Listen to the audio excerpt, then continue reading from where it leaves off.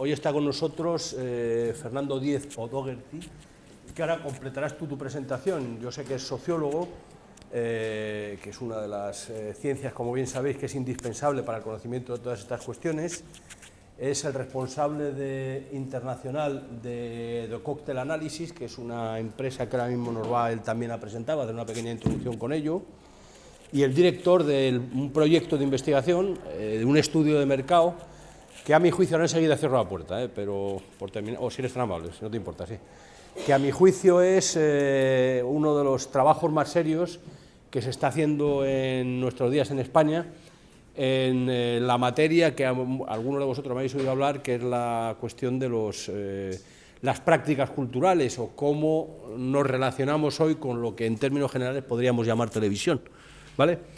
Yo no me voy a entretener más porque no le quiero quitar tiempo ni quitaros a vosotros. La idea es hacer una presentación que no es una presentación magistral en el sentido de que él va a hablar y vosotros os tenéis que callar, sino que él me venía pidiendo o diciendo que le apetece mantener cuanta más interacción posible. A medida que tengáis dudas o cuestiones que expresar, pues estáis invitados a ello y además vuestras opiniones serán bienvenidas. Y ya está, no digo más. Si tenéis preguntas, dudas, lo que sea, me interrumpís, ¿vale? No tengo ningún problema. Sobre todo porque a lo mejor en algunos momentos uso conceptos, ideas que son un poco claras o a lo mejor no conocéis y a lo mejor es interesante intentar profundizar sobre ellas un poco. Antes de meternos en el estudio de Televidente 2.0, que vamos a contar un poco de estreno con vosotros, quería presentaros The Cocktail Analysis. Yo trabajo en The Cocktail Analysis, soy jefe de proyectos y de responsable de área internacional. The Cocktail Analysis es una agencia de investigación de mercados que nace en el 2006, ¿vale? Y que trabajamos mucho sobre el ámbito de la comunicación, el ámbito tecnológico digital y las tendencias de consumo. Esta empresa pertenece al grupo The Cocktail, que el grupo The Cocktail es, curiosamente, una empresa dedicada al desarrollo de negocio digital, ¿vale? Se dedican a desarrollar productos, servicios, estrategias dentro del ámbito digital que ayudan a las empresas clientes a lanzar productos tales como aplicaciones, nuevos tipos de webs, nuevos servicios digitales, cómo trabajar en el ámbito digital para que tu marca esté mejor posicionada, cómo orientar para que los contenidos que hace una marca sea mejor posicionada, cómo conseguir que la experiencia de uso de una página web, de una aplicación móvil o de un dispositivo sea mejor, ¿vale? Y nosotros, la empresa de Cocktail Analysis, que pertenece a este grupo de Cocktail, nace inicialmente como un soporte de The Cocktail para que los desarrollos que hacen desde The Cocktail tuvieran algún soporte, algún punto de contraste con consumidor, con usuario, ¿vale? Entonces, esto le permitía a la gente que trabaja en el desarrollo de productos y servicios digitales confirmar que el trabajo que se está haciendo va en una buena línea. Sabemos que va a funcionar porque la experiencia, testándolo con usuarios y con consumidores, es que demuestra que esto va bien o hay que mejorar ciertas cosas, ¿no? La investigación de mercados siempre lo que te permite es asegurarte que los desarrollos que estás haciendo de productos, de servicios, de marcas, tienen una cierta probabilidad de éxito. Van a funcionar bien porque la gente va a entenderlos, les va a gustar y entonces la inversión que tú vas a hacer como empresa va a ser buena, ¿vale? Te permite tomar decisiones de inversión y de optimización del lanzamiento de productos y servicios, entre otras cosas.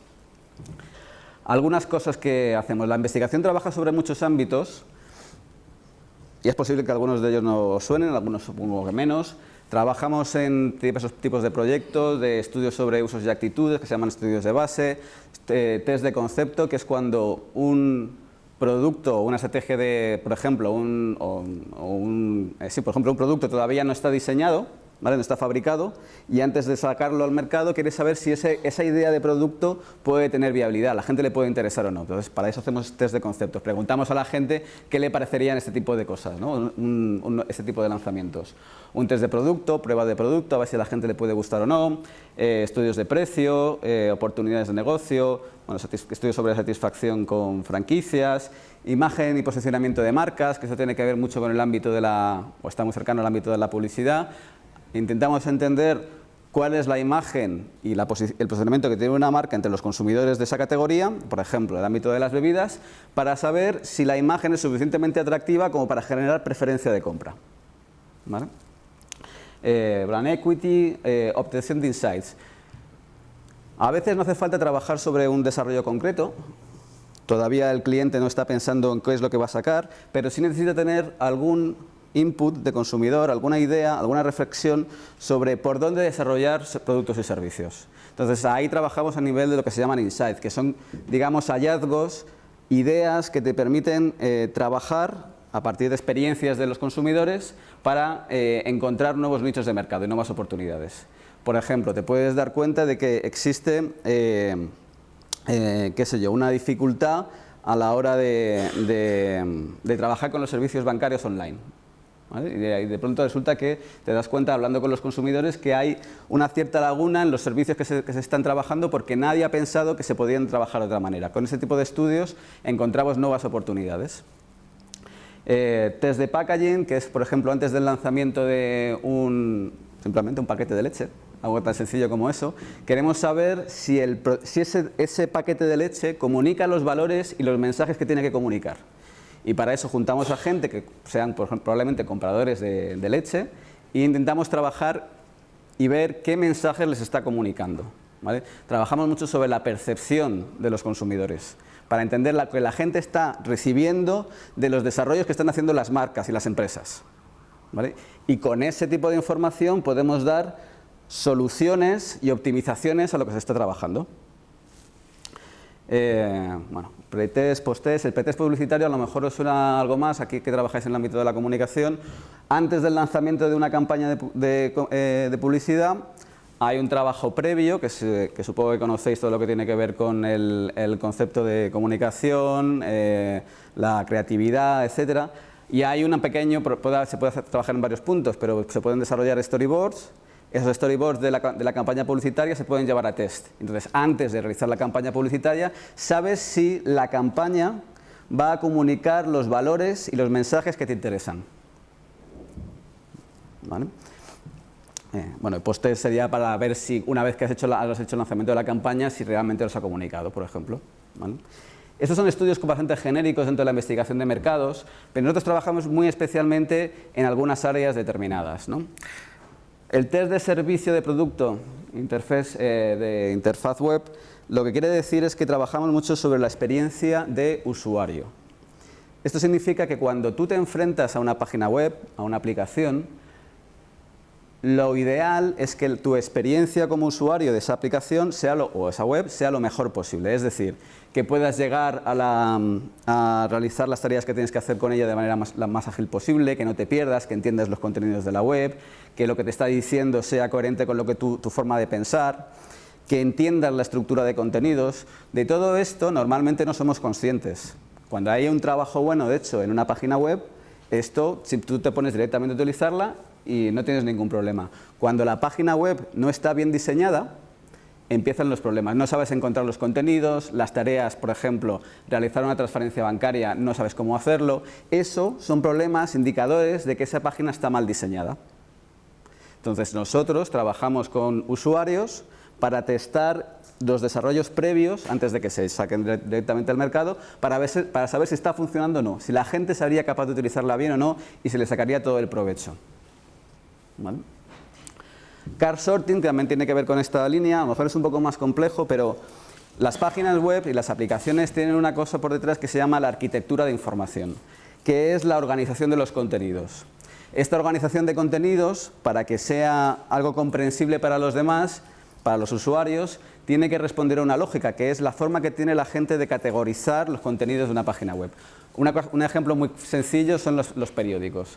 Las secciones de los periódicos, política, economía, deportes, etcétera, detrás de cada una de esas etiquetas tú esperas encontrar cierto tipo de contenidos. Por ejemplo, en política esperas que hablen del gobierno, de los partidos políticos, etcétera, etcétera, ¿no?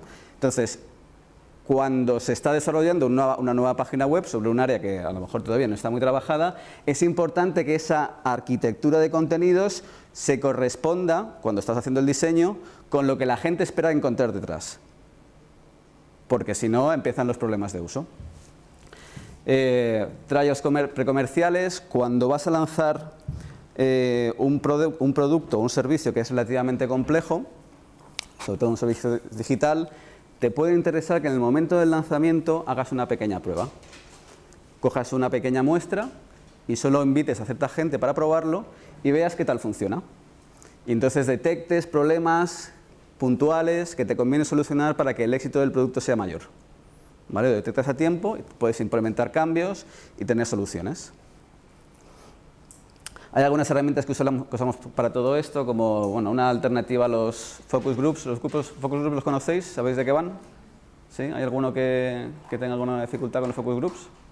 Bueno, estos Beyond Usability Groups que nos hemos inventado nosotros nos permiten combinar la parte de focus groups que sirven para tener una dinámica grupal que te ayuda a entender las actitudes, las motivaciones, las demandas, las barreras hacia los productos que tienen los consumidores, y una parte más centrada en el ámbito de la usabilidad, porque los grupos los dividimos y hacemos entrevistas sobre dispositivos, sobre interfaces, y podemos entender cómo se corresponde la parte de genérica sobre la relación con una categoría de consumo con la parte concreta de la experiencia de uso sobre un dispositivo.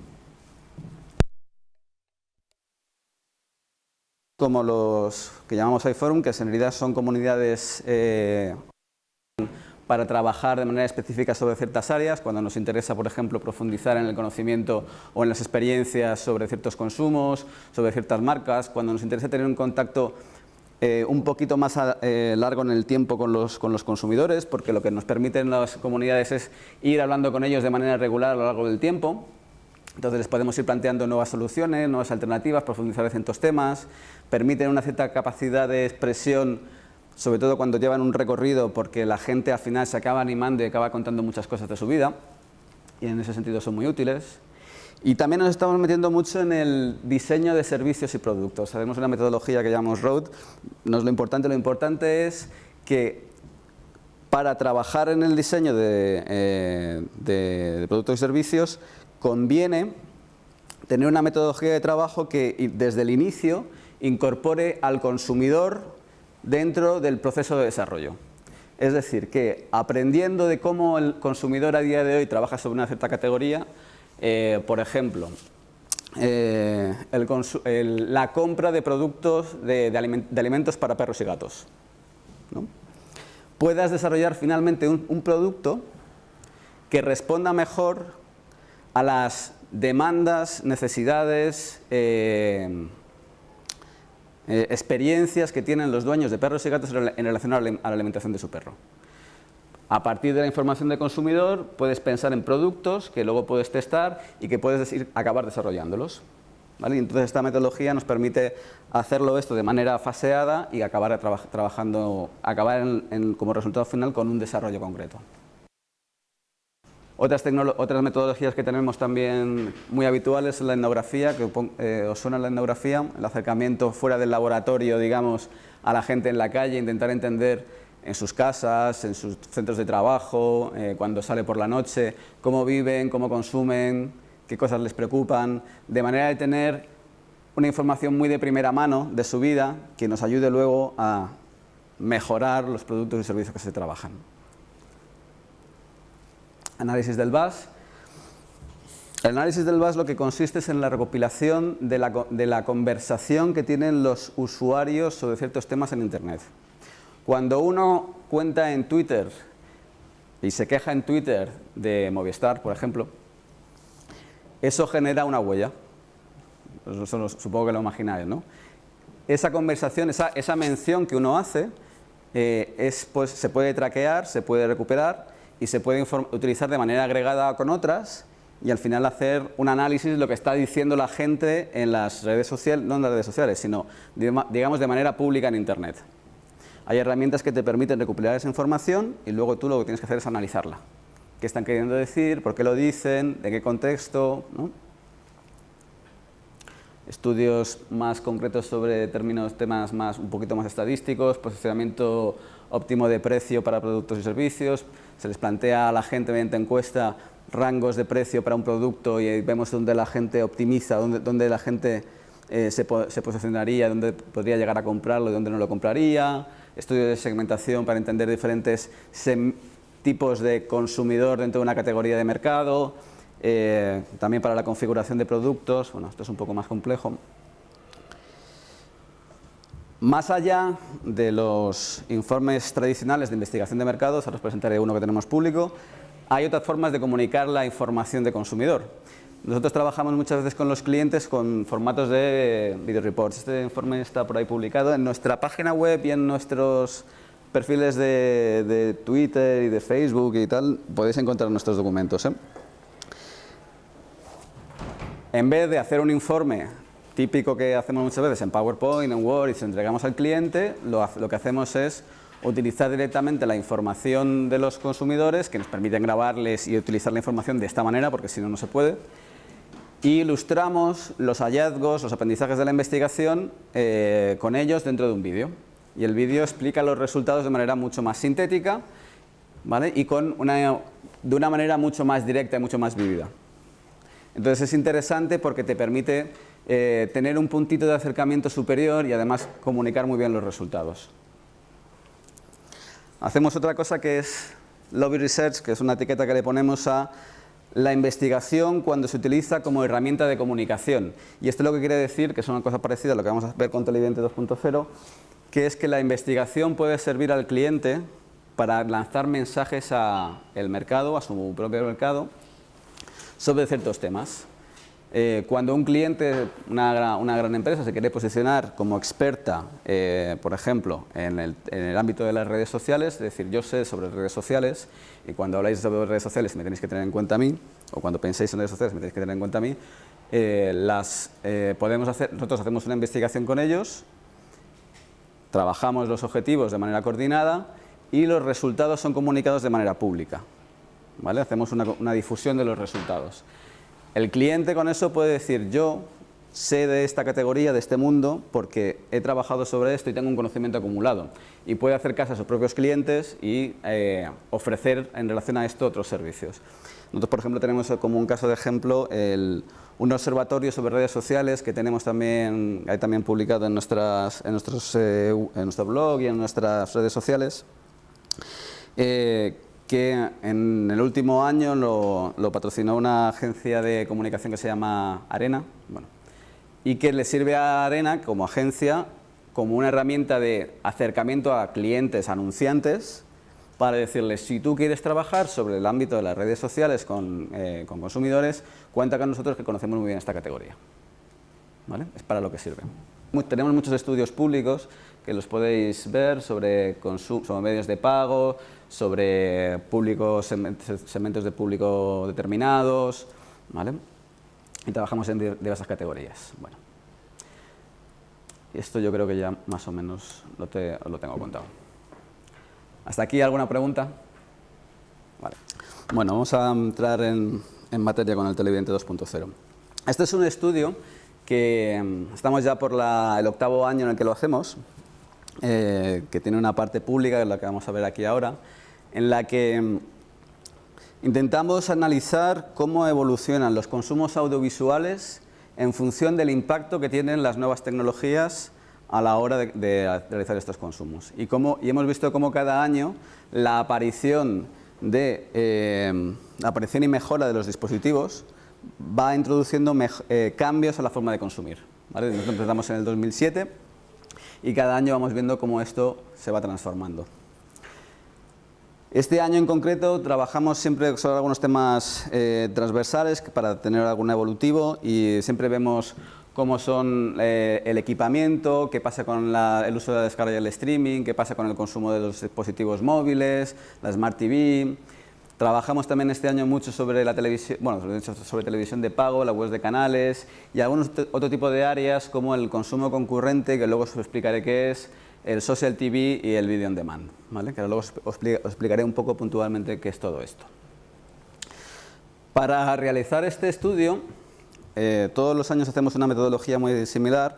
Por una parte empleamos focus groups, que son estas reuniones de grupo en la que juntamos a gente que comparte determinadas características y les ponemos a hablar sobre ese tipo de consumos, ¿vale? En este caso hablábamos con gente que, hicimos dos focus groups con gente que tenía Smart TV, ¿vale? Y que tuvieran una Smart TV que hubieran comprado en los 2 últimos años. Esto lo hacíamos porque en análisis previos de años anteriores habíamos detectado, no sé si tenéis alguna Smart TV en casa. ¿Sí? ¿Conocéis la Smart TV? Sí, ¿no? ¿Sabéis lo que es? No tenéis problema, vale. Habíamos detectado que había problemas con el uso, la experiencia era relativamente insatisfactoria hasta este año y queríamos ver si los nuevos dispositivos estaban teniendo algún tipo de impacto, los últimos modelos, a la hora de usarlo de manera más efectiva, conectarse mejor con Internet, ver contenido visual a través de la conexión Smart TV. Y de hecho también habíamos buscado gente que hubiera visto contenido, no solamente contenido visual, sino también contenido de pago, que hubiera utilizado la Smart TV para ver algún contenido que fuera de pago, ya fuera en alguna opción tipo Jombi, ¿conocéis Jombi, no? Wacky o algo por el estilo. Hicimos también un grupo con consumidores de contenidos en movilidad, es decir, con gente que consumiera series, películas, programas a través de smartphone o de tablet, ¿vale? Al menos una vez a la semana, y también un grupo con consumidores intensivos de YouTube. Probablemente tenéis vosotros el perfil de gente que consumiera al menos 5 horas a la semana de contenidos de YouTube, porque este año nos interesaba entender qué es este fenómeno de YouTube y luego veremos alguna información sobre qué es YouTube a día de hoy. Y un grupo con usuarios de servicios avanzados de televisión de pago que son básicamente Jombi y Movistar TV, ¿no? Para entender, Movistar multipantalla, mejor dicho, para entender qué fenómeno están cubriendo estas propuestas de acceso online a contenidos de televisión de pago y qué valor tenían. También hicimos una encuesta online de un poquito larga, 25 minutos, alrededor de 1.400 encuestas, con población internauta 18-55 años, que es, según EGM, lo que se llama población internauta intermedia, que es el internauta habitual, ¿vale? Esa es la definición estándar. Este tipo de perfil, y cuando veáis los resultados, necesito que lo entendáis así, siempre te habla de un cierto segmento de la población. No estamos hablando de la población nacional total, sino que estamos hablando de aproximadamente del 60, 60 y pico % de la población nacional. Entonces siempre te da un resultado que está un poco en tendencia con lo que está haciendo la globalidad del país, ¿vale? No refleja exactamente lo que hace todo el país, sino lo que hace el internauta, que siempre tiene un comportamiento un poco más avanzado, ¿vale?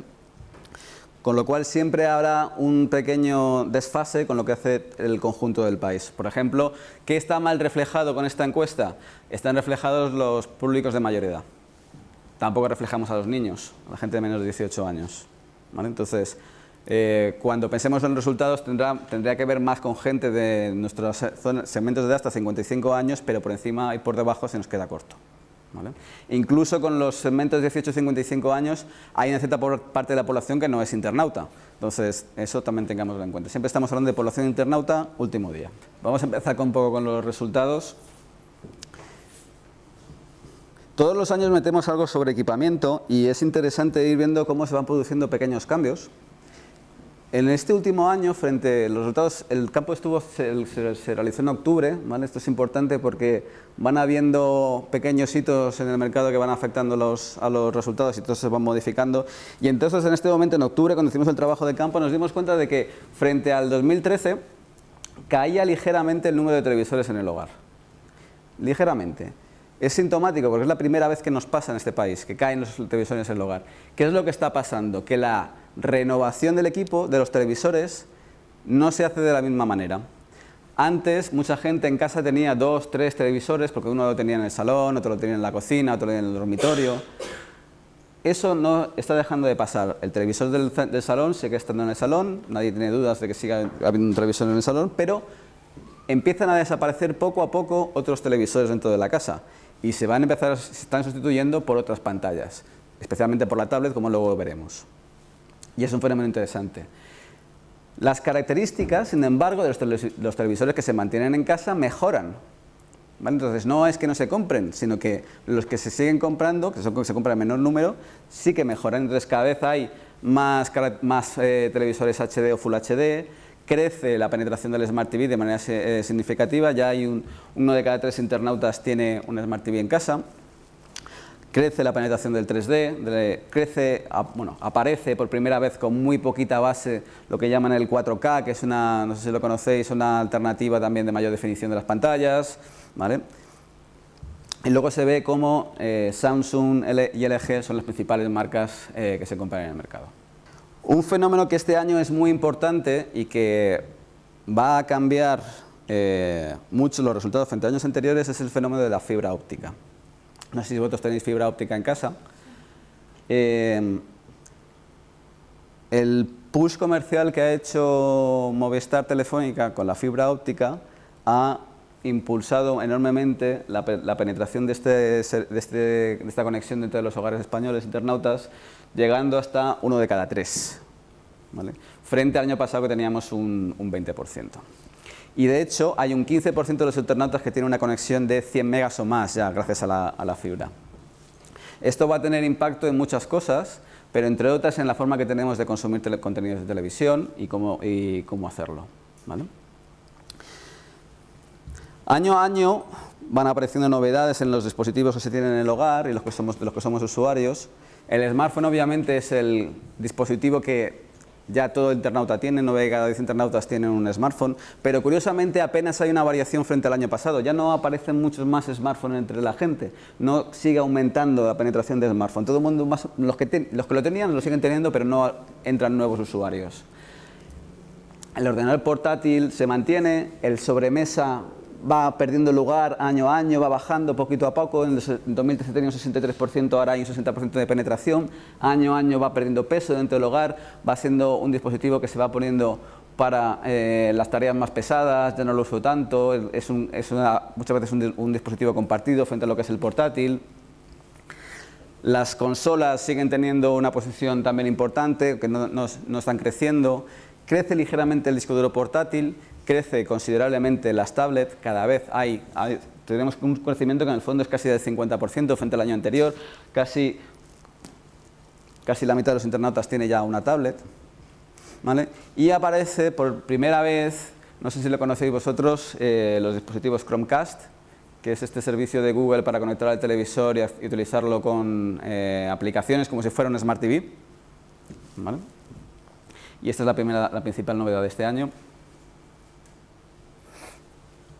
Preguntábamos si queríamos ver con ellos si conectaban al televisor algún otro dispositivo para ver contenidos, ¿no? Y lo que tenemos es que hay, en función de cada dispositivo, en general la gente conecta el televisor a otros dispositivos, el 76% de hecho, sobre todo en el caso del portátil, pero también mucho la consola de videojuegos.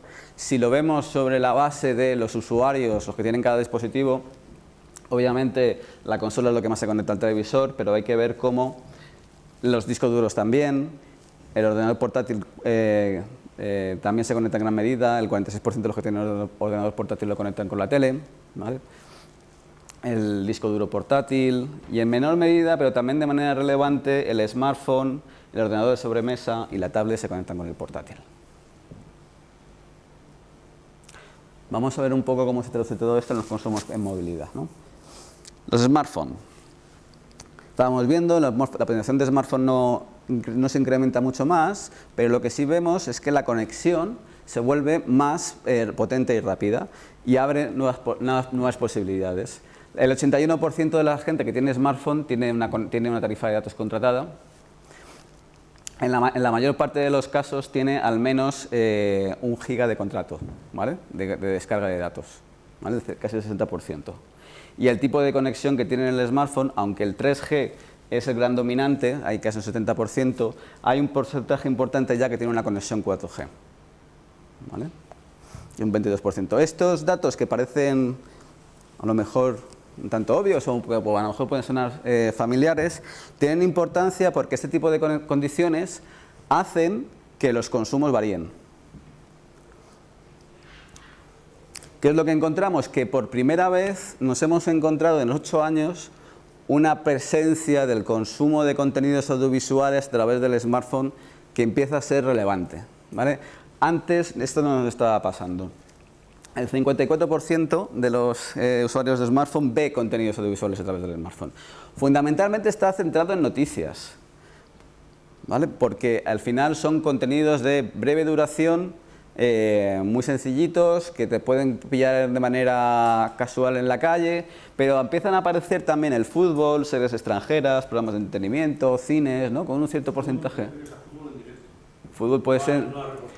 puede ser fútbol en directo, puede ser resúmenes. Aquí no precisamos tanto si es fútbol en directo o no, ¿vale? Pero puede ser en directo o no en directo. Hay servicios que te lo permiten hacer. Está Jombi, pero también hay otras alternativas. ¿Con qué frecuencia lo hacen? Pues ya tenemos una mayoría que lo hace al menos una vez a la semana, 72%. Esto es importante. Empieza a tener una cierta presencia en el consumo habitual, el smartphone. Esto hace que empiece a encontrar un espacio propio. Esto es importante porque se convierte en una pantalla más de consumo de contenidos, ¿vale? Esto cambia frente a lo que habíamos tenido en años anteriores y que es una pregunta que para el sector audiovisual era importante.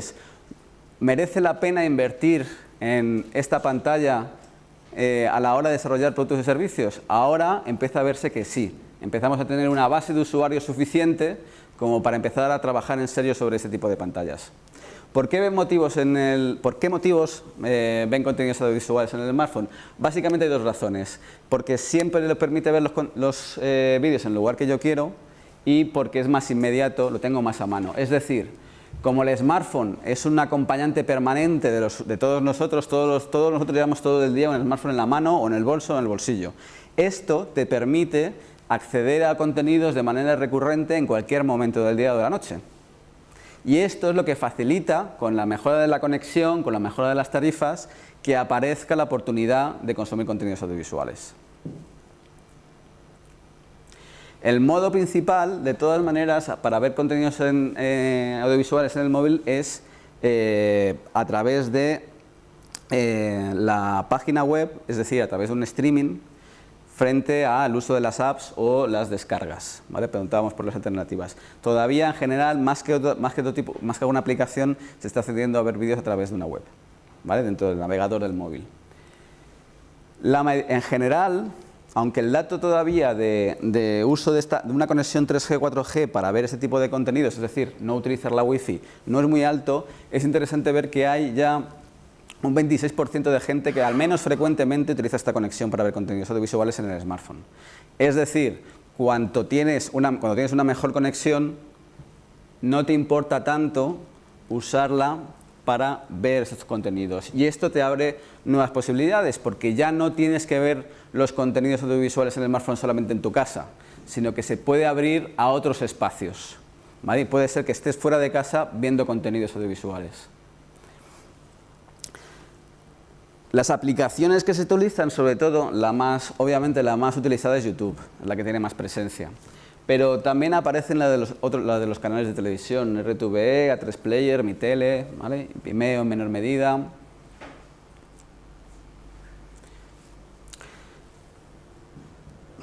¿Qué es lo que está pasando al final? Nosotros decimos que el smartphone aparece como dispositivo para el consumo audiovisual, es un poco como el agua.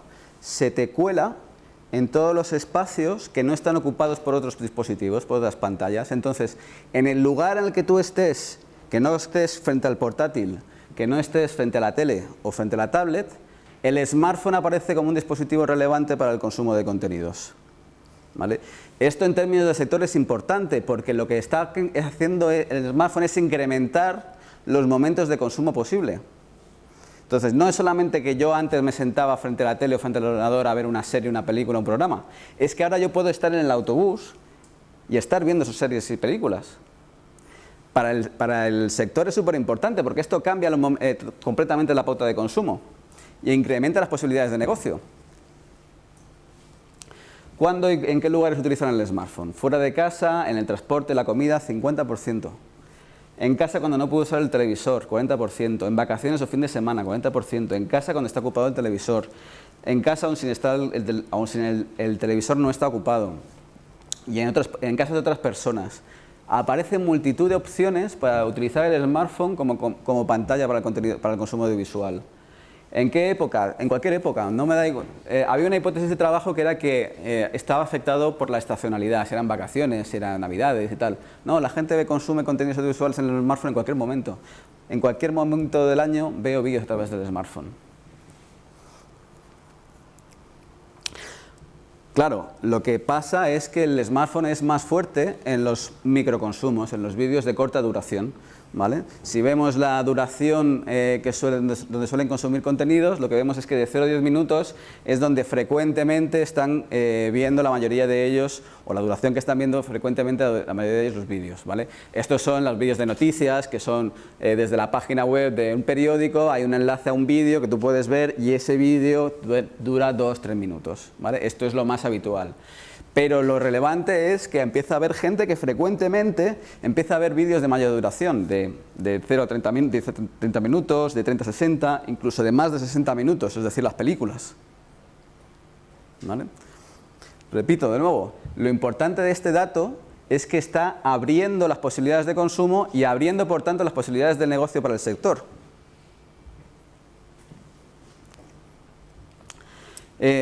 Si nos centramos en el consumidor de vídeos de larga duración, los de más de 30 minutos, en comparación con el que no lo es, el que ve vídeos más cortos, vemos que se trata de un usuario muy bien equipado, ¿vale? Si vemos aquí, estas flechitas azules significa que hay una diferencia significativa y que el resultado es significativamente es claramente diferencial frente al usuario normal, ¿vale? El usuario que ve vídeos de larga duración, que no son muchos, es un 14%, tiene mejor conexión 4G, hay más gente con conexión 4G, también realiza más descargas para ver contenidos en el smartphone, consume en casa con mayor claridad cuando está con el televisor ocupado, tiene muchas más aplicaciones dentro del smartphone relacionadas con el consumo audiovisual y además ve muchos más las series extranjeras, los programas de televisión, las series españolas y las noticias que lo que ven los usuarios de vídeos de duración más corta, ¿vale? Cuando tenemos mejor conexión, aumenta la frecuencia de consumo en el móvil. El usuario con conexión 4G, además de más megas y velocidad, consume también en mayor medida consumo audiovisual. Si vemos el consumidor de 4G, el usuario que tiene 4G frente a que tiene solamente 3G, vemos que descargan, la capacidad de descarga que tienen contratada de 1 giga es en mayor medida, lo tienen en mayor medida, ¿vale? Consumen vídeos desde el smartphone diariamente en mayor medida también hacen un uso de la conexión de datos para ver contenidos audiovisuales y además consumen más tipos de contenidos, tienen más presencia de las aplicaciones audiovisuales, ¿vale? Entonces, mejora la conexión, mejora el dispositivo, mejora mi consumo. Hacemos un análisis parecido con la tablet. La tablet tiene un comportamiento ligeramente diferente. ¿Por qué? Porque la penetración de la conexión de datos, conexión 3G o 4G, es muy limitada. Apenas un 18% de la gente que tiene tablet tiene una tarifa de datos de conexión para ese dispositivo. Y generalmente la gente que está aquí es de perfil profesional, tiene una tablet que utilizan para el trabajo y por tanto necesita tener una conexión. El resto no tenemos ese tipo de conexión, ¿vale? Esto afecta al consumo, pero como pantalla para el consumo audiovisual es mejor. Entonces hay más gente que utiliza la tablet, o dentro de los que tienen tablet, el porcentaje de uso para ver contenido audiovisual es más alto. Tenemos un 74% frente al 54% de los que teníamos a través del smartphone, ¿vale? La base de usuarios es más pequeña, pero si tú tienes tablet es más probable que lo uses para ver vídeos. Y además, el tipo de contenidos consumidos varía. Si recordáis, en el smartphone había mucha más presencia de las noticias y aquí lo que dominan son las series extranjeras, juntito ya por ahí las noticias, muy cerca al cine, series españolas, programas de entretenimiento y la frecuencia de consumo, al menos semanal, también es bastante alta, ¿no? Alrededor del 65%. Los beneficios que aporta la tablet, los motivos que aporta la tablet para utilizarla en el consumo audiovisual son parecidos a los del smartphone, ¿no? Es que puedo ver vídeos en el lugar que yo quiera y es más inmediato que otros dispositivos, pero está más vinculado a que estás siempre en casa, necesitas la conexión Wi-Fi. Y los modos de acceso al contenido, ya sea app, web o descargas, se mantienen de manera bastante similar, ¿no? Alrededor del 50% accede a contenidos audiovisuales desde una página web, aparece la app con un 34% y la descarga apenas es un 16%. En el fondo nos pasa un poco lo mismo, descargar contenidos en una tablet es un poco pesado frente a lo que es en un ordenador portátil, ¿no? Es mucho más incómodo, entonces habitualmente se está utilizando el acceso mediante página web. Y aunque el dato es muy pequeño, porque la base que teníamos de internet es muy pequeño, la gente que tiene una tarifa de conexión, una tarifa de datos, sí que utiliza con cierta frecuencia esa tarifa para ver contenidos audiovisuales. De nuevo, entre las aplicaciones dentro de la tablet, YouTube es claramente la que lidera. Veis como un 96% de uso total de esta aplicación entre los que tienen tablet. A3 Player, Radio Televisión a la carta y Mi Tele aparecen también con porcentajes relevantes. Aquí lo que pasa es que el rol de la tablet difiere en parte del que tiene el smartphone, ¿no? El consumo está más asentado como segunda pantalla dentro del hogar cuando no se puede usar el televisor principal, ¿no? Ya sea porque está ocupado, ¿vale? O porque no puedo usar el televisor por algún motivo, ¿vale? No es tanto cuando estoy fuera de casa, en el transporte, la comida, etcétera, etcétera, ¿vale? Lo que tenemos también de diferencia es que la duración de los vídeos que vemos a través de la tablet es mayor. Si en el caso del smartphone la mayor parte de la gente veía contenidos de duración inferior a 10 minutos, aquí, aunque son también importantes, el peso de los vídeos de más de 10 minutos es mucho mayor. Estamos hablando del 30% de manera habitual, de 10 a 30, de 30 a 60 también un 25%, de más de 60 incluso hay un 18%. Es decir, hay una mayor disposición a utilizarlo, estamos en casa, estamos con la wifi, hay menos restricción y la pantalla es mejor, con lo cual la duración del vídeo es naturalmente mayor. También de nuevo supone una nueva oportunidad porque estamos dándole una pantalla al sector que permite incrementar la frecuencia de consumo de contenidos.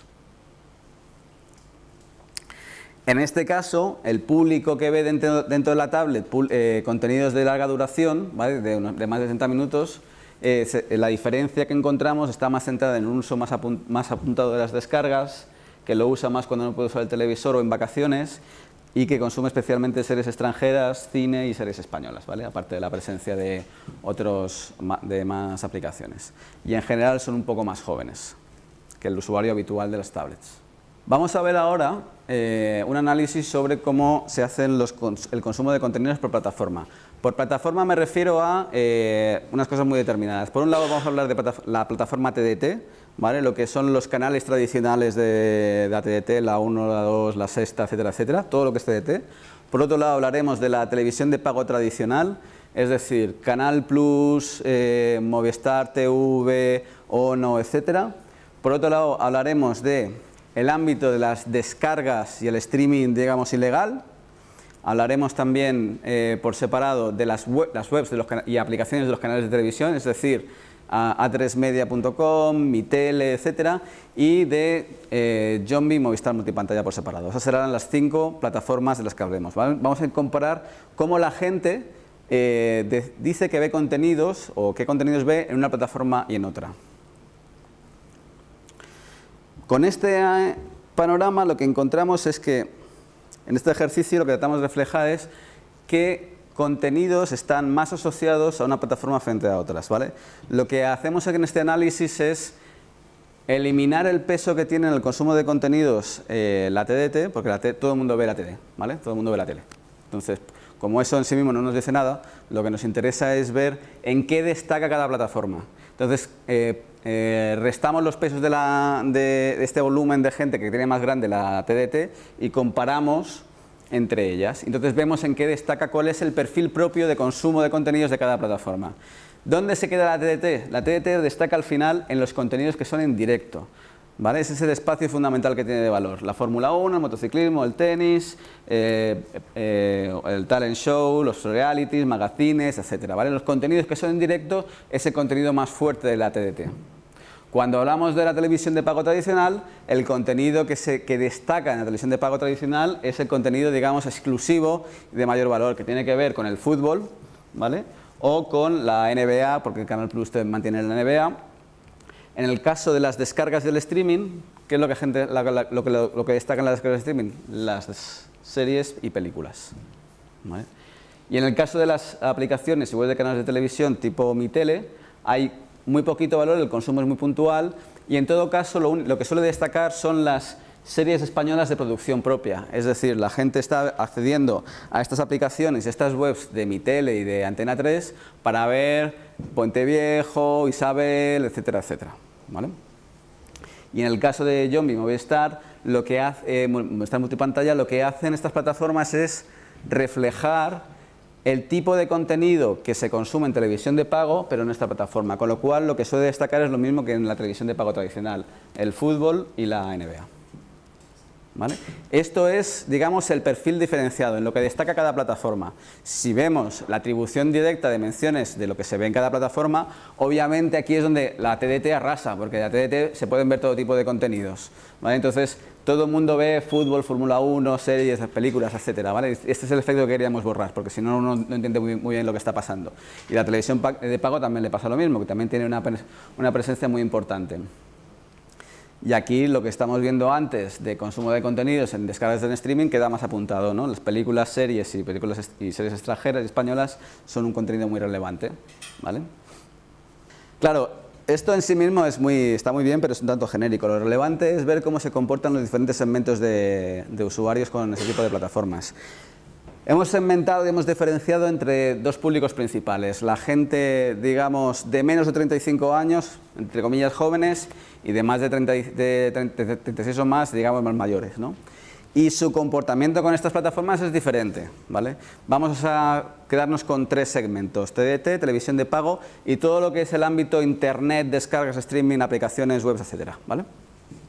¿Qué está pasando? Si vemos cómo se comporta. Esto es importante porque nos apunta de tendencia de por dónde van los consumos.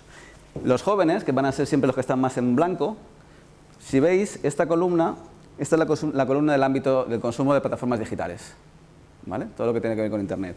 Van a destacar siempre frente a los mayores en el mayor uso de estas plataformas digitales que frente a lo que era la TDT tradicional o lo que es la televisión de pago. Los jóvenes están yendo hacia el ámbito digital, ¿vale? Para el consumo de contenidos. Esto en términos de sector es muy importante porque te está diciendo que la pauta de consumo deja de estar vinculada al televisor, ¿vale? Tradicional. La gente joven ya no se pone frente al televisor a la hora de ver contenido, sino que tiene, y tú como empresa del sector audiovisual tienes que tener en cuenta que esta vía de negocio tradicional para ellos va a ser menos relevante con este tipo de públicos y que cuando esta gente vaya creciendo, su pauta de consumo se mantendrá por aquí. Entonces vemos cómo la gente más mayor va destacando siempre en los consumos a través de TDT o televisión de pago y los más jóvenes van destacando siempre en los consumos a través del Internet. Por ejemplo, películas. Fijaros cómo los jóvenes están viendo películas a través de Internet, 76% de ellos, series 78%, extranjeras y series nacionales 60%, mientras que los mayores están viendo las películas muchísimo más en la TDT, las series muchísimo más también en la TDT, igual que las series españolas. Vale, aquí estamos hablando de consumos enriquecidos, que es todo aquello lo que tiene que ver al consumo sobre todo frente al televisor, que permiten que la experiencia de consumo sea un poco mejor, ¿no? Y que tiene que ver con las redes sociales o el uso de aplicaciones o el uso de dispositivos frente al televisor. Hay un dato de contexto que simplemente lo digo para que lo tengáis en cabeza, que tiene que ver con la penetración o el uso de cuentas activas en diversas plataformas sociales o redes sociales y aplicaciones, ¿no? Facebook es obviamente la red social por excelencia, todo el mundo tiene Facebook, ¿vale? 86%, aunque ya no crece mucho frente a otros años. Cada vez más es más relevante WhatsApp, ¿vale? Y este es un fenómeno que es importante entender y que además es importante para el sector audiovisual, porque ahora veremos cómo afecta, pero casi todo el mundo tiene WhatsApp y casi todos utilizamos WhatsApp para comunicarnos con nuestra gente todo el tiempo, ¿no? Si tenemos un smartphone, tenemos WhatsApp y lo utilizamos muchas veces. YouTube aparece con un 54%, Twitter 50% de gente con cuenta activa, ¿no? Aparecen otras como Google+, Instagram, ¿vale? Que van creciendo, Twenty va cayendo desde hace años y cualquier día de esto se nos morirá. Esto es importante porque durante algunos años se ha estado viendo cómo, y todavía pasa, crece la gente que se comenta los contenidos de televisión por Internet, a través de Facebook, a través de Twitter o a través de WhatsApp. los comentamos el fútbol a través de un grupo de amigos de WhatsApp, ¿no? Comentamos algo que hemos visto en la tele, en el Twitter, ¿no? Ese tipo de cosas. Las televisiones son activas, yo creo que todo el mundo lo habrá visto, en que participes y digas tus cosas y comentes desde tu punto de vista lo que están haciendo a través de Twitter, ¿no? Para el sector audiovisual es importante porque, por un lado, esto supone una forma de generar vínculo con la emisión, ¿vale? Y también porque les interesa medir qué se está diciendo. Lo que os hablaba antes del análisis del VAS. Entender qué está diciendo la audiencia sobre el contenido que está en emisión. ¿Qué es lo que pasa y qué es la situación grave? Se incrementa, la gente cada vez comenta más contenidos de televisión a través de este tipo de aplicaciones. Lo que pasa es que la conversación más rica se está yendo a WhatsApp. Entonces, esto para el sector es un pequeño reto porque resulta que, claro, en Twitter, en algunas plataformas de Facebook, en algunas opciones de Instagram, las cadenas, los programas, los contenidos pueden monitorizar la conversación, lo que se está diciendo. En WhatsApp no. ¿Vale? Entonces, se habían acostumbrado durante algunos años a intentar entender lo que estaba pasando alrededor de los programas y los contenidos y resulta que de pronto todos nos vamos a otra plataforma que no pueden controlar. ¿Vale? Entonces, esto para algunas herramientas del sector es un poco complicado porque resulta que además la conversación más interesante la tenemos en WhatsApp. No sé vosotros cómo sois de activos en Twitter, pero seguramente decís muchas más cosas a vuestros amigos sobre un programa, quién quiere casarse con mi hijo, sobre un partido de fútbol, etcétera, etcétera, a través de WhatsApp que a través de Twitter. Entonces, esto es un pequeño reto para el sector porque no sabe muy bien cómo se pierde información de lo que se está diciendo. Se habían acostumbrado a monitorizar esa conversación y se está perdiendo. Una cosa que habíamos ido valorando en los últimos años era cómo la gente se ha acostumbrado a estar frente al televisor con otro dispositivo puesto encima. ¿Vale? Entonces, lo que se llama consumo concurrente en el sector, que es yo veo la televisión y a la vez tengo mi smartphone y estoy usando mi smartphone o mi tablet o mi portátil o lo que sea. Esta pauta de uso ya es habitual. Si eres un internauta vas a estar delante del televisor habitualmente con algún otro dispositivo.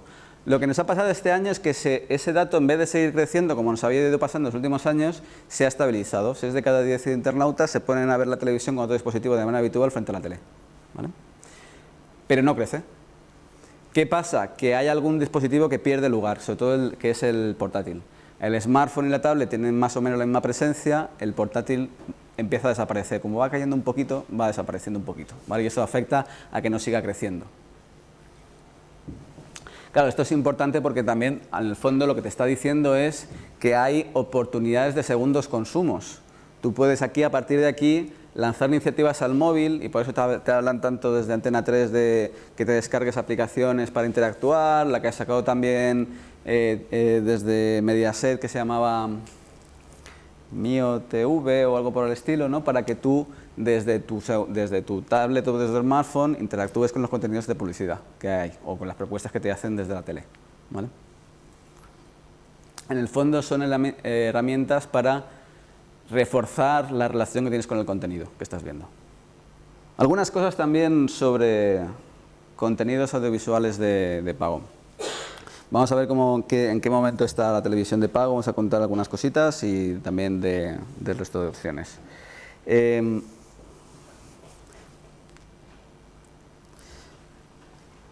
La televisión de pago en el último año, entre población e internauta, se ha mantenido más o menos estable. Hay un 40% de penetración de televisión de pago, ¿vale? Pero ha habido cambios importantes como consecuencia de este push comercial que hizo Telefónica. Lo que ha venido pasando, y no sé, pero habéis visto mucho lo de Fusión y tal, ¿no? Lo habéis visto en la tele, anunciado, no sé si alguno tenéis Fusión en casa, pero lo que ha hecho con Telefónica, como Movistar, con Fusión es, a través de la fibra, regalar televisión de pago. ¿Vale? Tú contratabas fibra y te regalaban televisión de pago. Y esto, en lo que se ha traducido en el sector, a pesar de esta oferta, es que Telefónica Movistar se convierte en el líder dentro de la televisión de pago en España, ¿vale? Y crece, casi prácticamente duplica su cuota de mercado en España, pero el resto de los actores muestran pequeñas variaciones, caen un pelín, pero tampoco demasiado significativamente, ¿vale? El volumen general de televisión de mercado no varía, ¿vale? Se queda en un 40%, y lo que está pasando en el fondo es que de pronto aparece una situación curiosa, extraña, probablemente temporal, que es que hay dos televisores en algunos hogares, dos televisiones de pago en muchos hogares. ¿Por qué? Porque yo ya tenía Canal Plus contratado, me quise poner fibra y me regalaron Movistar Televisión. Entonces es una situación un poco curiosa porque parece un poco contradictoria. ¿Por qué tienes dos televisiones de pago si ya tienes una oferta, ¿no? Pero es que me la han regalado y me la he encontrado puesta ya. Entonces, ¿qué puede pasar en el mercado con esta situación? Tendremos que ver. Hemos pillado una foto de un momento determinado y tendrá que declinarse. Se declinará más hacia el lado de las ofertas como Canal Plus. Movistar se hará con más cuota de mercado y empezará a dominar todavía más en el mercado de televisión de pago. ¿Qué pasará? Eso habrá que ir viendo en el futuro, pero es una foto de un momento determinado y que plantea interrogantes de cómo va a evolucionar, ¿vale? Es posible que haya una gente que decida que es mejor Canal Plus pagar los 40, 50, 60, 80 euros que está pagando por la cuota mensual de Canal Plus, a pesar de tener una oferta de televisión de pago que ya está incluida en el precio de la fusión. Eso se puede mantener. Es suficientemente interesante la fórmula de Canal Plus como para estar pagando ese dinero todos los meses, cuando tienes casi todos los canales en Movistar Televisión. Eso queda para el año que viene, eso todavía no lo sabemos, ¿vale? Hay pequeñas evoluciones con el resto de sectores, pero vamos, lo que vemos aquí es que en general la mayor parte de las veces cuando hablas de Movistar Televisión la han contratado en un paquete de servicios. En el caso de Canal Plus es casi siempre por separado o no siempre en un paquete de servicios. Telecable y otras opciones aparecen un poco diferentes en función de las ofertas que van teniendo, ¿vale?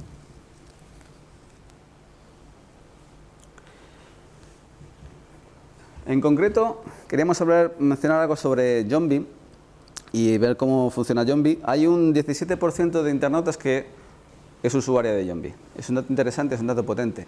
Sí, pero solo 4 de cada 10 de estos usuarios tienen contratado Canal Plus, ¿vale? Es un fenómeno curioso. Mientras que mientras que la gran mayoría no disponen de abono, ¿vale? No ha conseguido hasta el momento Yombi tener una contratación por sí misma decisiva, ¿no? Como otros competidores online. Entonces lo que vemos es que solamente la mayor parte tiene contratado Canal Plus y que si vemos este dato sobre la población internauta general, usuarios de Yombi con abono al Canal Plus es un 7% de internautas, usuarios de Yombi con abono directamente a Yombi es un 1%. Sabéis que Canal Plus, cuando contratas Canal Plus te viene Yombi, ¿no? ¿Eso lo conocéis? ¿Conocéis cómo funciona, no? No todos, ¿no? Los que no son españoles no, ¿no? Yombi es, digamos, la plataforma de acceso online a contenidos de la marca Canal Plus, ¿vale? De la televisión de pago de Canal Plus. Entonces, allí en Yombi consigues acceder a al menos parte de la oferta de contenidos de Canal Plus. Cuando tú contratas Canal Plus te dan acceso a Yombi y puedes contratar Yombi directamente, ¿vale? La mayor parte de los contratos no son a través de Yombi directamente, sino que la gente accede desde Canal Plus, ¿vale? Y por último, en el último caso están los usuarios de Yombi sin abono, que es un 10% de internautas. Es decir, hay mucha gente que utiliza la cuenta de sus padres, de sus amigos, etcétera, etcétera, para acceder a los contenidos de Yombi. Preguntamos también por otras opciones de abono o de pago por contenidos a través del ámbito online, ¿vale? Hay poca gente que pague por contenidos fuera de dentro del ámbito online, apenas un 7% de internautas. Preguntábamos si conocían diferentes opciones, si las utilizaban y si pagaban por ellas. Básicamente, donde más encontramos pago por contenidos en alguna opción online es en el caso de YouTube y en parte en Wacky o Nubeox, ¿vale? Que son las plataformas que más se paga por ellas. Existe la posibilidad de pagar por contenidos en YouTube. No sé si lo conocéis. ¿Habéis visto alguna opción para pagar por contenidos en YouTube? De películas, hay también suscripciones a programas determinados. Hay lo que se llaman micropagos. Aparte de las películas, que hay una oferta de películas de pago, como si fuera un videoclub online, también hay diversos programas que sacan contenidos que se van repitiendo cada cierto tiempo, todos los meses hay alguna cosa nueva, y la gente paga 2-3 euros por acceder a esos contenidos. ¿Qué pasa? Que muy poquita gente lo utiliza. Pero en realidad son los que más uso, en YouTube es donde más pago hay, porque al final la base de usuarios de YouTube es muy superior a la que tiene Wacky, a la que tiene Nubeox, que no sé si conocéis Nubeox. ¿Nubeox os suena? Es la videoclub online del grupo Antena 3, de 3 Media. ¿Vale? O en Apple TV. ¿Vale? Wacky es japonés. ¿Vale? No sé si conocéis. ¿Alguna vez habéis pagado por contenidos en internet? ¿Alguno de vosotros? ¿Tú sí? ¿En dónde? En Wacky. ¿Y los demás no, verdad? Nada, ¿no? Es curioso porque, y esto es importante, vosotros por edad estáis un poco alejados de todo esto, pero de este pequeño porcentaje de gente que paga por contenidos a través de internet, la mayoría de ellos son abonados de televisión de pago. Este es un detalle que parece tonto. Dices, ¿por qué vas a tener, si ya tienes televisión de pago, ¿para qué pagas por internet, no? Hay una cuestión de hábito. En la medida que tienes hábito por pagar por contenidos, aunque sea en televisión de pago, es más fácil que des el paso a pagar por contenidos en internet. Que en la medida que tienes un público que está dispuesto a pagar por contenidos, por el motivo que sea, porque lo encuentra mejor, con mejor calidad, con mejor imagen, con lo que sea, esa gente que ya tiene hábito por pagar, es más fácil que pague en otras plataformas. Pero los que nunca pagan en televisión de pago, nunca han pagado nada, es más difícil que den el paso. No entienden por qué motivo van a tener que empezar a pagar. Algunas cosas sobre la Smart TV. Lo que os contábamos antes, nosotros hemos venido observando durante años que la experiencia con la Smart TV era un poco ambivalente porque... ¿Cuántos tenéis aquí Smart TV? ¿Cuándo la comprasteis? ¿Cuándo este la compró en casa? 6 meses. ¿Hace 6 meses? ¿Cuándo? En junio. Hace un año. Vale. ¿Por ahí qué más tenía? 4 o 5 años. Nosotros empezamos a trabajar sobre la Smart TV hace ya varios años, ¿vale? Cuando casi no había todavía Smart TVs en el mercado.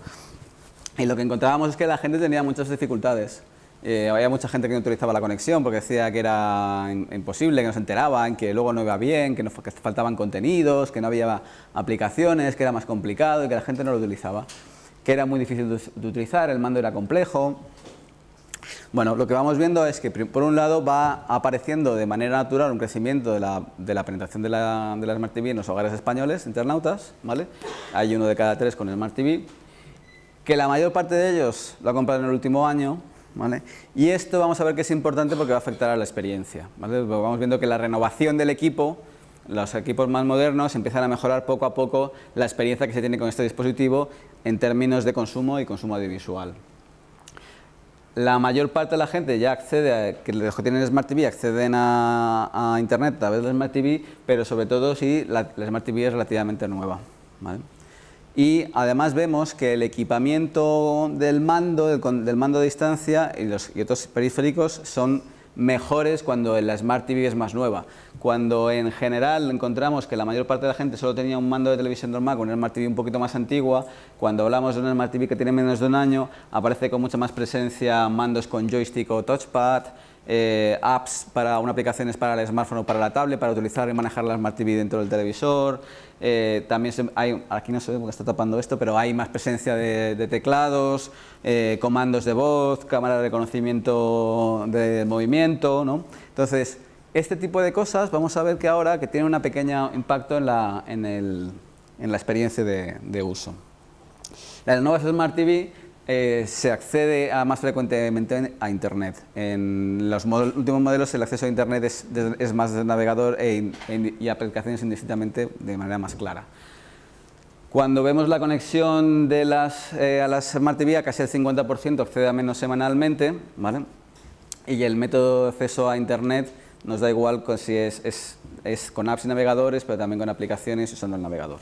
Cuando lo vemos con las Smart TV más nuevas, el consumo es un poquito superior y aparece con un poquito más de frecuencia usar tanto aplicaciones como navegador, ¿vale? ¿Por qué es esto importante? ¿Por qué este dato del navegador de las aplicaciones es importante? Porque las aplicaciones son entornos que las empresas pueden controlar más, ¿vale? Y eso es por eso por lo que al sector le preocupa que la gente utilice las aplicaciones, porque son entornos donde están más las aplicaciones de Antena 3, las de Wacky, las de Yombi, etcétera, etcétera, que donde ellos pueden ya hacer una propuesta de contenidos que y controlar un poquito más el consumo lo que ofrecen a la gente, ¿vale? Las aplicaciones de contenidos son las más utilizadas, audiovisuales, perdón, son las más utilizadas en la Smart TV y sobre todo destaca YouTube por encima del resto, ¿vale? Si vemos el tipo de aplicaciones que se utilizan, el de contenidos audiovisuales está en el 80% y con mucha distancia aparecen ya aplicaciones para oír música, redes sociales, prensa online, juegos, etcétera, etcétera, ¿vale? Y YouTube es claramente la más utilizada dentro de la Smart TV. A mucha distancia de radio televisión a la carta, aplicaciones de fabricante, Antena 3, etc. Las aplicaciones de contenidos audiovisuales se perciben como más cómodas para usar y los contenidos como películas, videoclips y series monopolizan más bien este uso, ¿no? ¿Por qué ves vídeos a través de aplicaciones? Porque son más cómodas, ofrece contenidos a la carta y la calidad de vídeo es mejor. Y sobre todo estamos viendo películas, vídeos de música, series españolas, extranjeras, etc. ¿En qué está esto? ¿Cómo se explica? Porque aquí hay mucho de YouTube y hay algunos contenidos de películas en YouTube, pero también aparece Wacky, aparece Yombi, aparece, ¿no?, ese tipo de opciones que te permiten acceder a ese tipo de contenidos. En cambio, en el navegador, ¿por qué se utiliza el navegador para ver contenidos audiovisuales? Porque el número de contenidos disponibles es mucho mayor. ¿Vale? Entonces, el tipo de páginas web de contenidos audiovisuales que se utilizan son sobre todo páginas web vinculadas a canales de televisión, ¿vale?, a través del navegador de la Smart TV, y en segundo nivel, páginas de enlaces para ver series de películas en streaming, ¿vale?, que ahí estamos hablando de series Lee, etcétera, etcétera, ¿vale?, o incluso para ver fútbol en plan roja directa, con las complicaciones que tiene eso. ¿Por qué vídeos a través de estas web? Porque hay más contenidos, la web es más fácil de usar y la web permite tener abiertos diferentes vídeos al mismo tiempo. Es decir, vamos abriendo pestañas en el navegador de la Smart TV y podemos ver una serie casi completa a través de ir abriendo capítulo a capítulo y ir saltando de uno en otro, ¿vale? ¿Y qué contenidos vemos? Pues muchas más películas, muchas más series españolas y mucho más deportes. Claro, con este cambio que va habiendo, el nivel de satisfacción con la Smart TV se va mejorando poco a poco. Si el año pasado teníamos un 63%, en este año el total de la Smart TV es un 71%, pero si tenemos una Smart TV un poquito más nueva, sobre una escala de 0 a 10, es un poquito superior, ¿vale? La mayor parte de la gente muestra mayor satisfacción cuando estamos hablando de una Smart TV relativamente nueva. Y los motivos de satisfacción tienen que ver, por un lado, en el caso, o sea, donde se nota que hay una pequeña diferencia en las Smart TVs nuevas es que se ven cómo valoran mejor, que funciona bien, que gusta, que cumple con las expectativas y que además resulta más fácil de usar que lo que nos dice la gente que tiene una Smart TV un poquito más antigua, ¿vale? Entonces, esto es el tipo de cosas que nos vemos con este informe, que es que la mejora de los dispositivos tecnológicos, la mejora de las conexiones, impacta en la forma de hacer los consumos, ¿vale?, que es la hipótesis de partida de este estudio siempre. Claro, entonces, ¿qué viene después? En que la oferta, ¿cómo valoran lo que encuentran en la Smart TV? Bueno, por un lado hay una cierta satisfacción con algunos aspectos, pero ¿qué siente la gente? Que todavía la oferta de aplicaciones y contenidos de interés es todavía relativamente escasa, que aunque sí es verdad que vemos que hay un tercio de los usuarios que cada vez ve más contenidos en la Smart TV, ¿no? Está hablando de una pequeña espacio que se va creando para la Smart TV. Hay un pequeño porcentaje que estaría dispuesto a pagar por contenidos y encontrar una oferta de su interés, ¿vale?, que aportara más valor, ¿vale?, y si fuera sobre todo mediante suscripción, ¿vale?, de contenidos, algo tipo Yombi, ¿vale? Entonces, esto va evolucionando poco a poco.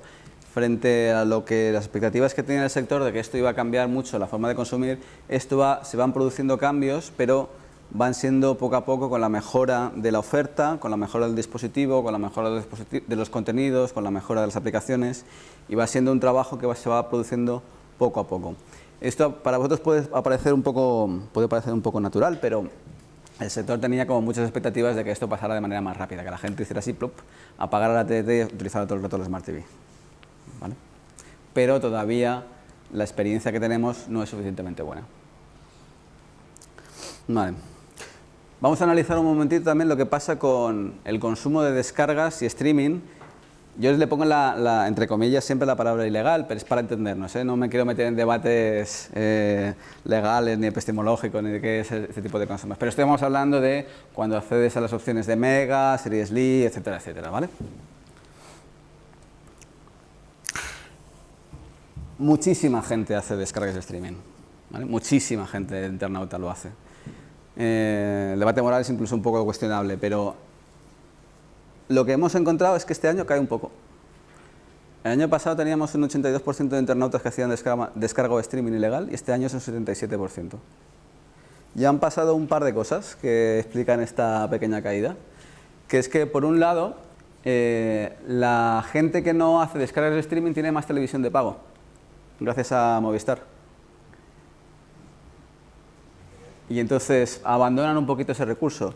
Pero sin embargo, también como consecuencia de Movistar en parte, los que están hacen más descarga de streaming.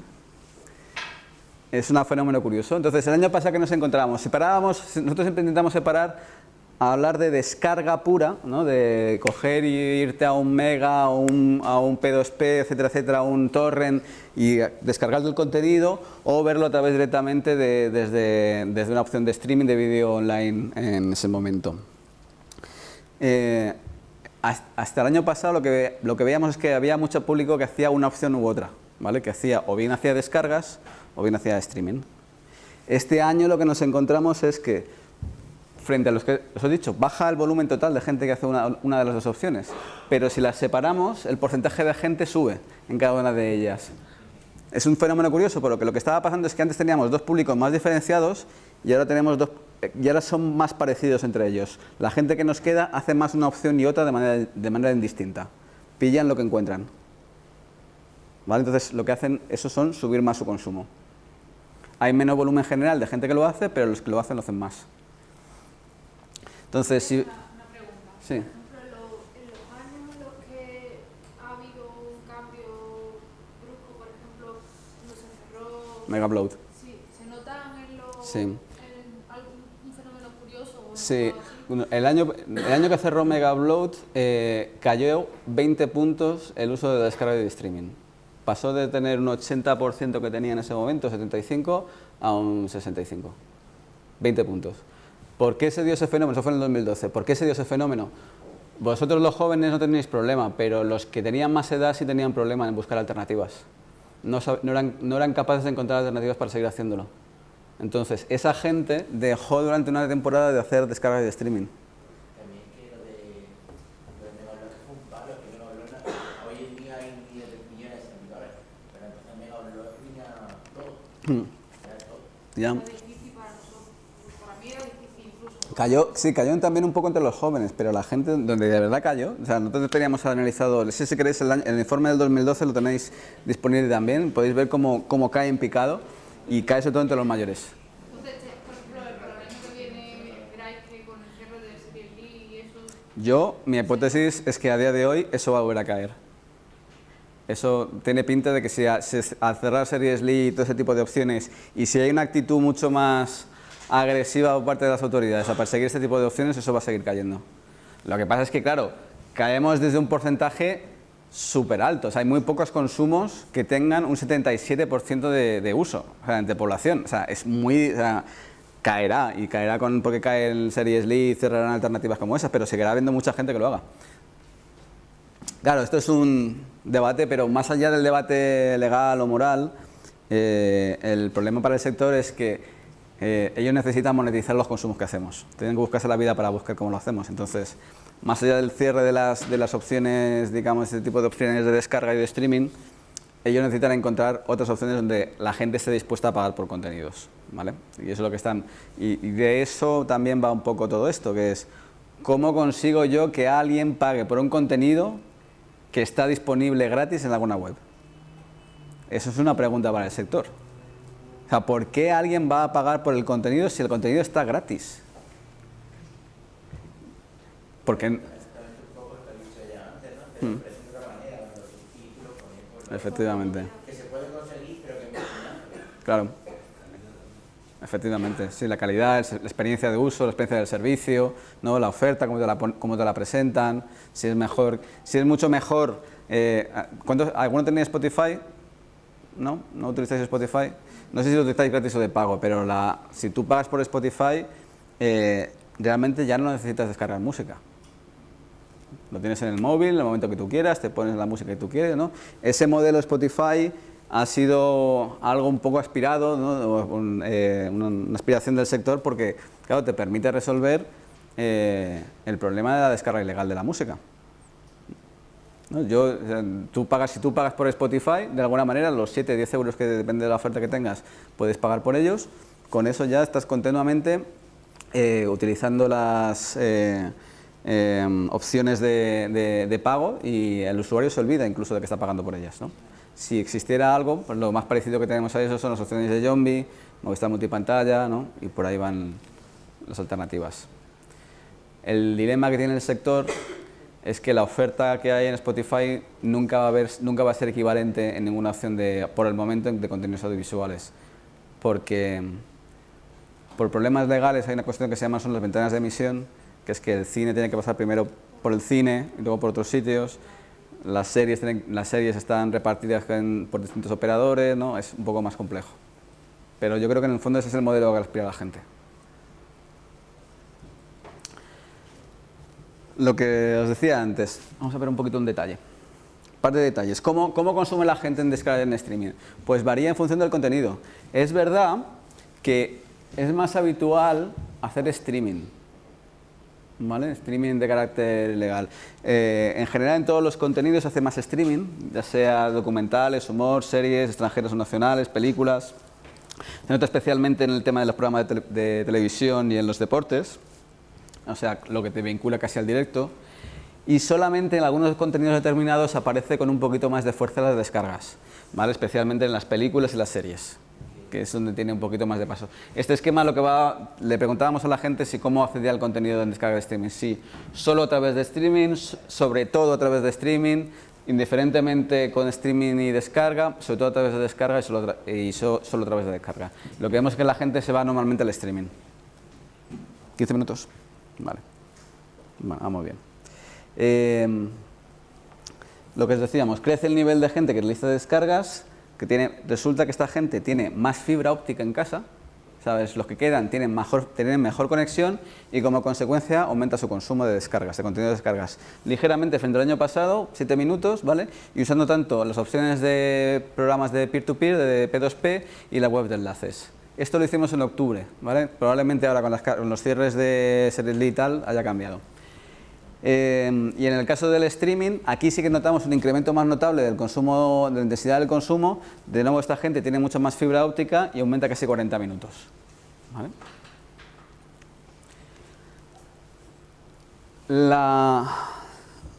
Una pequeña reflexión adicional a todo esto. Claro, resulta que nosotros ahora podemos ver los contenidos en la TDT, en televisión de pago, en la descarga, en el streaming, ¿no? Y entonces las series, por ejemplo, los contenidos los podemos ver de muchas maneras. Entonces, se empiezan a dar múltiples pautas de consumo entre los usuarios y esto es un cambio de hábito muy notable frente a lo que teníamos hace unos años, ¿vale? La gente ve los contenidos de muchas maneras. Entonces, uno puede ser que le guste estar al día del último episodio de Juego de Tronos según lo han estrenado en Estados Unidos y sea muy regular, ¿no? El lunes ha salido el capítulo en Estados Unidos, el martes lo estoy yo viendo en online porque tal y cual, ¿no? Y eso lo hace mucha gente.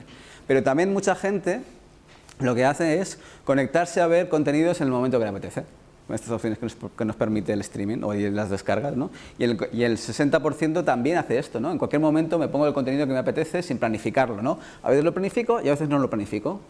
Y a veces también lo que hago es lo que llaman en inglés el binging, que es pegarme el atracón. Quiero verme toda la temporada de seguida porque es que yo soy así, no aguanto más, yo necesito ver la serie completa del tirón. Y eso lo hace el 58% de la gente. Son pautas de consumo que conviven. Y esto es importante porque lo que te está diciendo es que la parrilla televisiva deja de ser un elemento aglutinador de la audiencia. La gente hace lo que le da la gana.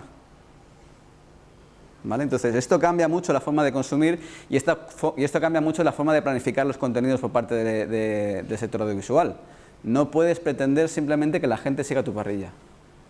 Algunas cositas sobre los canales de televisión por Internet. ¿Vale? La mayoría de los internautas ve contenidos de los canales de televisión por Internet, 52%. Sale Antena 3 como líder.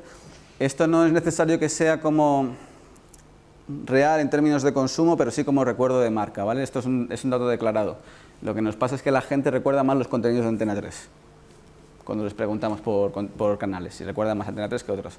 No tiene por qué ser literal, absolutamente cierto que sea Antena 3 lo que sea más visto.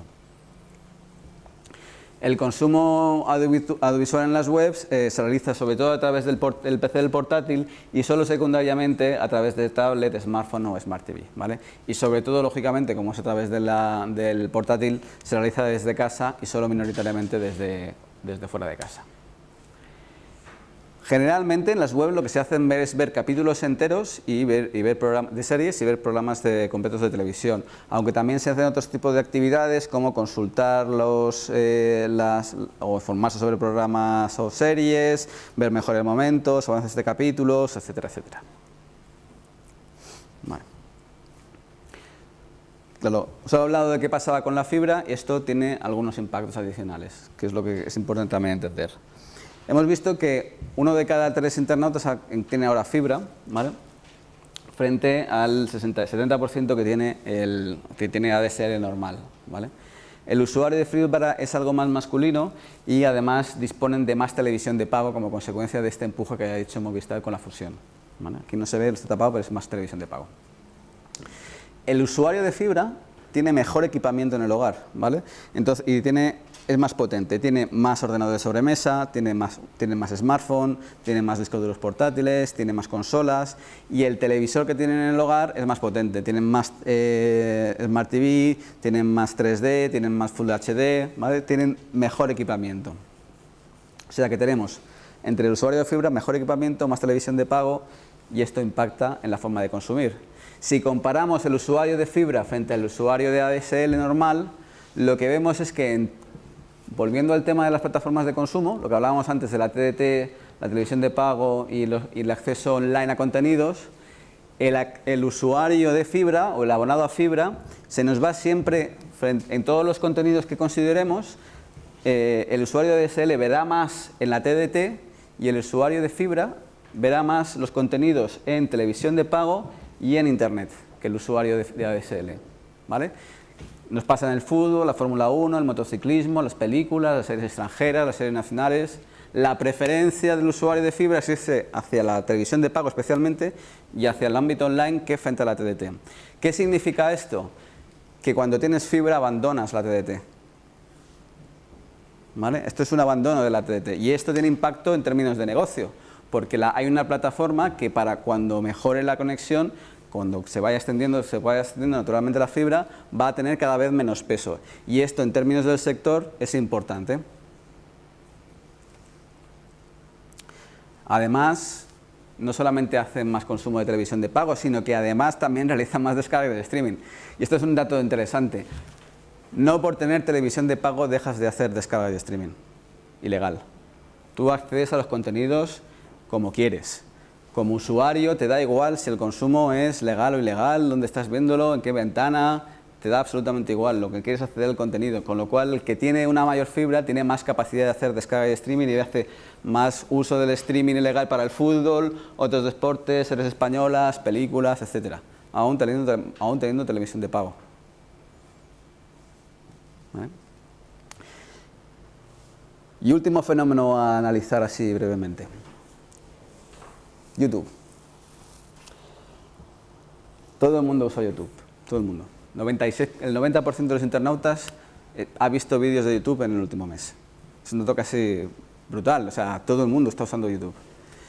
Y además todo el mundo lo usa en cualquier plataforma, ya te da igual que sea a través de la web o a través de las aplicaciones, ¿no? Todo el mundo está usando ambos accesos. Y además hay un 54% de internautas que además tienen una cuenta activa, una cuenta que usan en YouTube. Son datos muy potentes de como un actor muy relevante, ¿vale? En términos audiovisuales. YouTube tiene un acceso multidispositivo amplio y un consumo que llamamos ubicuo, se da en cualquier lugar. Aunque domina y se puede ver en el PC y en el hogar, fundamentalmente, otras opciones de consumo son también muy habituales. El uso del smartphone, las tablets, la Smart TV son superiores a cualquier otra alternativa de consumo, y en la calle la mitad de la gente de los internautas acceden a YouTube también. Por tanto, es un espacio, digamos, un competidor muy relevante dentro del sector audiovisual. Todo el mundo ve vídeos en YouTube, todo el mundo ve vídeos en YouTube en casa y fuera de casa, ¿vale? Especialmente en el caso de los hombres y los más jóvenes, sobre todo, ¿vale? En el perfil de los usuarios por dispositivo de acceso a YouTube vemos que el acceso se hace a través de, como el acceso a través de Smart TV es mucho más masculino que el acceso mediante smartphone, que se realiza más con los jóvenes. Tiene que ver también con la penetración, ¿no? En el caso del portátil no hay muchas diferencias. Cuando hablamos del smartphone vemos más jóvenes, cuando hablamos de tablet no hay tampoco muchas diferencias, y en el caso del Smart TV vemos más hombres, ¿vale? Una cosa que a vosotros os tiene que sonar más, YouTube sobre todo es un reproductor de música, ¿vale? Mucha gente joven nos contaba que cuando llegaban de la facultad se sentaban delante del ordenador, ponían un playlist de música, iban trabajando todo lo que tenían que hacer de la facultad todos los días con el playlist puesto, ¿vale? Entonces la frecuencia de consumo de música en YouTube es lo más alto que hay. Pero también aparecen otros tipos de contenidos, como contenidos vinculados a los canales de televisión, vídeos de hobbies, bricolaje, coches, etcétera, vídeos de youtubers, vídeos de deporte, vídeos que cuelgan las marcas, celebrities. Hay mucha cantidad de contenidos que vemos a través de YouTube, ¿vale? Todo esto se traduce en que hay, de nuevo, múltiples pautas de consumo dentro de YouTube, ¿no? Te sirve tanto el buscador para encontrar contenidos de mi interés, 85%, veo contenidos que buscaba y otros que son sugeridos o recomendados, la recomendación también es muy importante, solo veo contenidos específicos, también es importante, se convierte en la principal fuente de consumo de entretenimiento para el 46% de los internautas, es un dato súper llamativo, o sea, la gente te dice que es la principal vía de acceso a vídeo de entretenimiento. Entonces, para el sector audiovisual, esto es un cambio de chip, porque tienes de pronto un actor gratuito que está en todas partes, que todo el mundo ve todo el tiempo y que está alejado de los canales de televisión, de las series, de las películas, ¿no? Y que no se controla por el resto de actores. Hay un 40% de gente suscrita a canales específicos, hay gente que consume simplemente por aburrimiento, ¿no? Múltiples pautas de consumo son posibles con YouTube. Múltiples. De lo que habla esto es que el consumidor ha encontrado en YouTube una propuesta que viene a responder a esta forma de consumo que tenemos, que es estar a la caza de contenidos, da igual dónde, da igual cuándo, da igual el dispositivo, ¿no? En función de mi ocasión, mientras que yo encuentre un contenido que me sea relevante, voy a acceder a él a través de la plataforma que me convenga, ¿no? Y YouTube es el que mejor está respondiendo a este fenómeno. Y ya está.